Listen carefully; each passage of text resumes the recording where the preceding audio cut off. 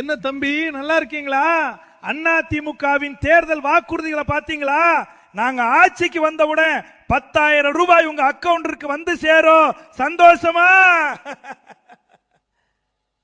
இல்லீங்க, சந்தோஷம்லாம் இல்லீங்க.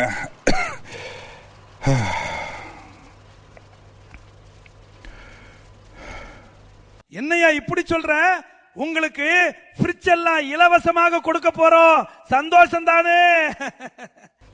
இல்லீங்க சாமி, அதுவும் எங்களுக்கு சந்தோஷம் கிடையாது. அதுவும் இல்லையா? குடும்ப அட்டை உள்ள பெண்களுக்கு மாசம் 2,000 ரூபாய் உதவித்தொகை கொடுக்க போறோம்.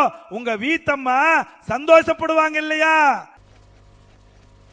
இல்லீங்க சாமி, அவ இத கேட்டோன்னு கையில கிடைச்சதையெல்லாம் போட்டு உடைச்சிட்டா. இனிமே நீங்க 2 பேருமே பஸ்ல இலவசமா பயணம் செய்யலாம். இது எப்படி இருக்கு? யோ, பேச்ச நிறுத்துறியா? என்ன தம்பி இப்படி கோவப்படுறீங்களே?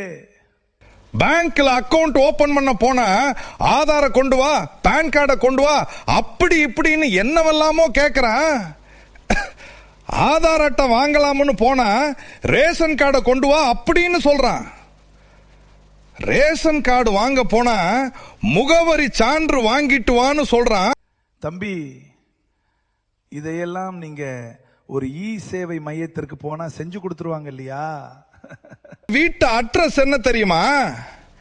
கிழக்கு ரத வீதி, தேரடிக்கு அடியில் உள்ள பிளாட்ஃபார்ம். இந்த அட்ரஸுக்கு எல்லாத்தையும் வாங்கி கொடுக்க உங்க கட்சிகளுக்கு வக்கு இருக்காயா? என்ன மாதிரி வீடு வாசல் இல்லாம தெருவுலையும் ரயில்வே பிளாட்ஃபார்ம்லையும் குளத்தங்கரையிலும் கோயில் வாசல்லையும் படுத்து தூங்குற ஏழை பாழைகள் எத்தனை லட்சம் பேர் இருக்கும் தெரியுமா? அதெல்லாம் உங்கள மாதிரி அரசியல்வாதிகளுக்கு தெரியுமா? உங்க கண்களுக்கு நாங்கெல்லாம் கேவலங்கள். ஏன்னா எங்களுக்கு ஓட்டர் ஐடி எல்லாம் கிடையாது, ஓட்டும் கிடையாது. அதனால உங்க கண்களுக்கு எங்களை எல்லாம் தெரியாது. உடனே இந்த இடத்தை விட்டு ஓடி போயிரு, இல்லன்னா முன்னாள் முதலமைச்சர்னு கூட பார்க்க மாட்டேன்.